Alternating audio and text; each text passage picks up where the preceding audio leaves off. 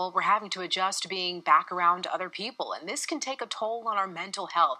Joining us is Brad Schwall, the president and CEO of the Center for Integrative Counseling and Psychology. Hi there, how are you? I'm doing well. How are you? I'm good. Thanks for joining us this midday. Let's talk about some of the biggest adjustments that people will have to face. So it will be a process re-entering into our normal schedules and work. And the process really is going to require patience. Patience with ourselves, patience with others, because we don't know exactly what it will all look like. And we for sure will be reconnecting and sort of resetting as we join back. And certainly, though there are many positives about reopening and being back together, there also are stressors as well.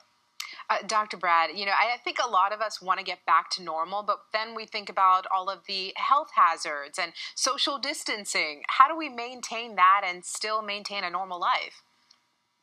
Definitely. It's going to be an adjustment, and I do think even of our children and youth, they're able to begin sports gradually, but it's going to look different.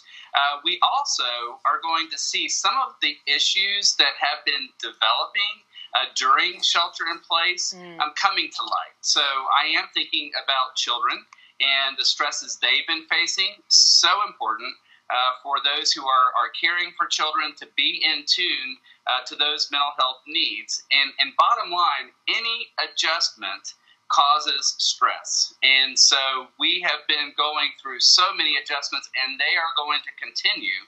And adjustment and that stress just adds to the layers of the stress we already face day to day. You just mentioned the family issues. What family issues are therapists and psychologists seeing that may carry over even after we continue to reopen? So grief has been complicated, for one.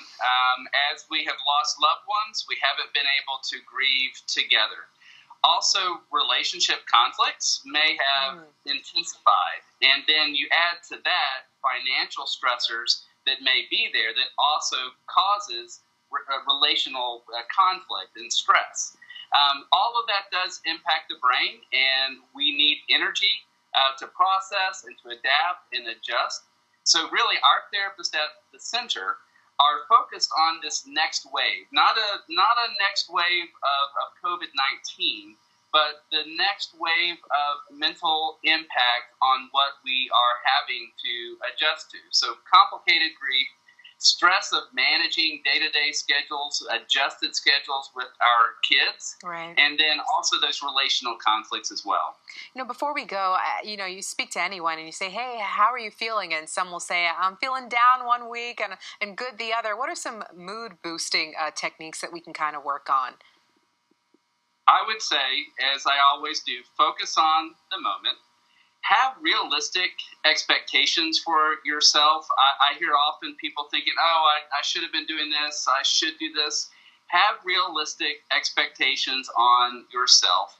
Gratitude is always important. And then I do think it's important to always remember that when we are facing a stress and a low mood, and those days where we are more down tend to extend and go further and further into weeks and months, so important to get help, so important to reach out. So day to day, focus on the moment, be grateful. Other than that, get support. I have to remember that, to be grateful and focus on the moment. Dr. Brad, thank you so much for joining us this midday. Thank you.